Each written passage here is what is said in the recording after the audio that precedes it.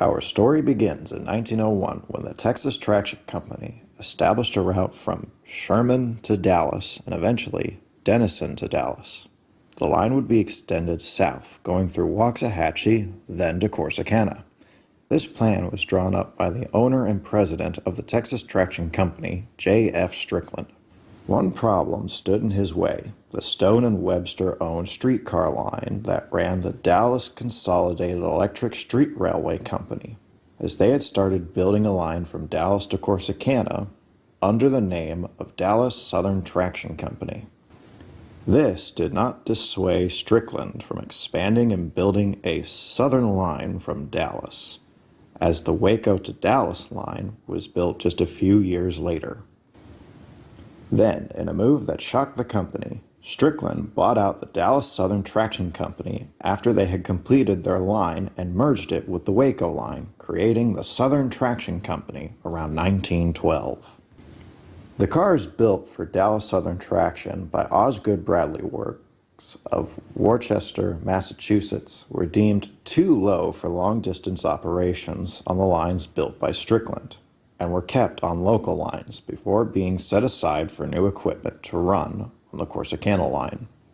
In 1913, the new cars arrived from St. Louis Car Company as Order 990 on July 16th, approximately 110 years ago today, as of 2023. Car 305 was in Order 990 and started running in 1913.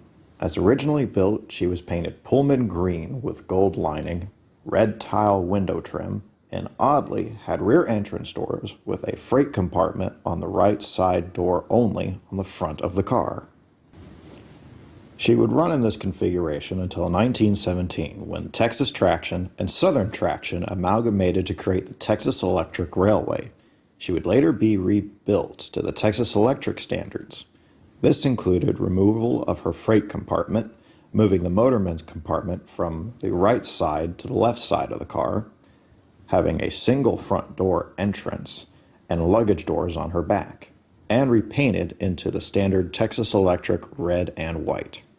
Her career was uneventful until mid-1941, when the Corsicana division was closed, and 305 was sold to a local farmer in Corsicana.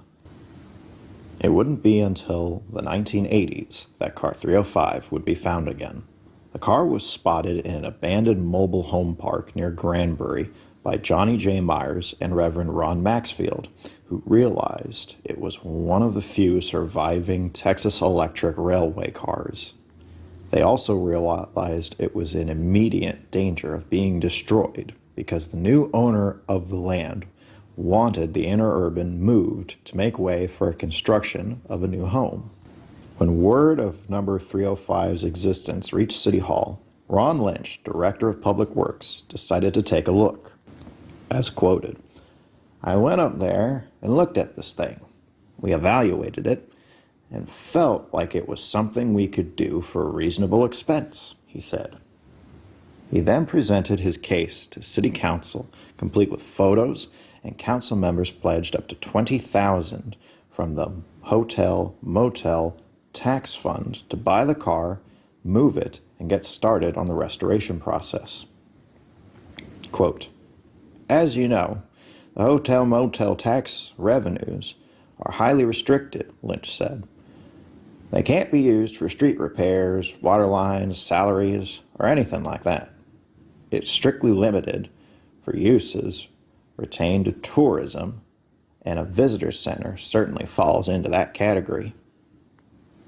Used as part of a residence, the car was attached to a wooden building, so the city's personnel freed it and prepared it for its trip to Corsicana.